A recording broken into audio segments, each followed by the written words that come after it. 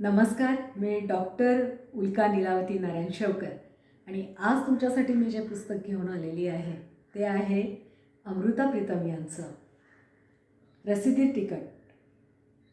हिंदीतून आहे.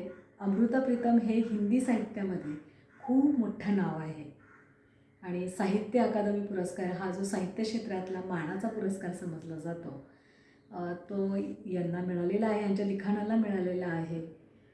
हिंदी साहित्यामध्ये अमृता प्रीतम हे खूप मोठं नाव आहे आणि हे त्यांचं हिंदी भाषेतलं पुस्तक आहे.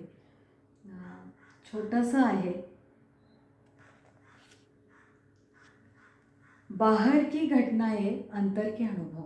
आपण असं म्हणतो की ज्या सृष्टीमध्ये, ज्या समाजामध्ये माणसं राहतात त्याच समाजात कलाकारही राहतो, लेखकही राहतो, कवी पण राहतो, परंतु त्यांना त्या वेगळ्या दिसतात. त्यांच्या आत जाऊन त्या घटना त्यांच्या क्रिएटिव्हिटीला, त्यांच्या सर्जकवृत्तीला आव्हान देतं आणि त्यातून हे लिखाण येतं. तर अमृता प्रीतम यांनी या पुस्तकाचं टायटलच असं दिलं आहे, रसीदी तिकट, बाहर की घटनाएं अंतर के अनुभव.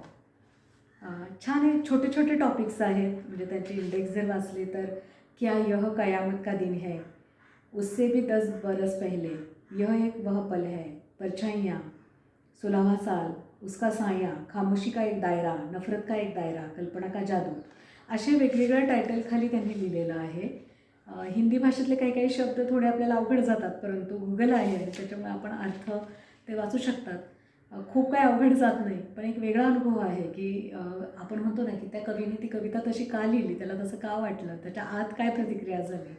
आणि ही जर उत्सुकता असेल तर हे पुस्तक नक्की वाचा त्यांनी. आता सूर्याचे कसे वेगवेगळे त्यांच्या लिखाणामध्ये आविष्कार आले याच्याबद्दल त्यांनी लिहिलं आहे आणि खूप काय म्हणतात, वेगवेगळ्या पद्धतीने सूर्य त्यांच्या साहित्यात डोकावतो. सूरज की मैंने अनेक रूपों में कल्पना की है, वहाँ उसके साथ जी कल्पना की तो एक बार ऐसे कुछ पंक्ति आ गई, एक कटोरी धूप को मैं एक घूंट में ही पी लूँ, एक कटोरी धूप को मैं एक घूंट में ही पी लूँ और एक टुकड़ा धूप का मैं अपनी कोक में रख लूँ. म्हणजे जणू काही सूर्यकिरणं सगळी मी अशी मस्त एका घोटात पिऊन टाकेल आणि एक छान मस्त तुकडा माझ्यासोबत मी घेऊन जाईल. तर त्यांना काय काय वाटलं त्यांच्या स्वतःच्या लिखाणाच्या प्रक्रियेबद्दल हे त्यांनी लिहिलं आहे. एक कविता या शीर्षकाखाली त्यांनी एक लिहिलं आहे, ते मला खूप आवडलं. एक कविता लिखी पहचान, कई हजार चाबियाँ मेरे पास थी और एक एक चाबी एक एक दरवाजे को खोल देती थी. दरवाजे के अंदर किसी की बैठक भी होती थी और मोटे पर्दे में लिपटा किसी का सोने का कमरा भी.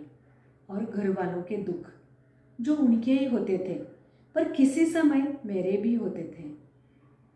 मेरी छाती की पीड़ा की तरह पीड़ा जो दिन के समय जागूं तो जाग पड़ती थी और रात के समय सपनों में उतर जाती थी, पर फिर भी पैरों के आगे रक्षा की रेखा जैसी एक लक्ष्मण रेखा होती थी और जिसकी बदौलत मैं जब चाहती घर वालों के दुख घर वालों को देखकर उस रेखा से लौट जाती थी. घरच्यांचं दुःख मी घरच्यांनाच ठेवून त्या लक्ष्मण रेखेपासून पाठीमागे येत होते.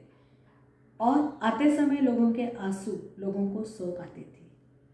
देख, जितनी कहानियाँ और उनके पात्र हैं उतनी ही चाबियाँ मेरे पास थी और जिनके पीछे हजारों ही घर जो मेरे नहीं पर मेरे भी थे, शायद वे कहीं अब भी हैं.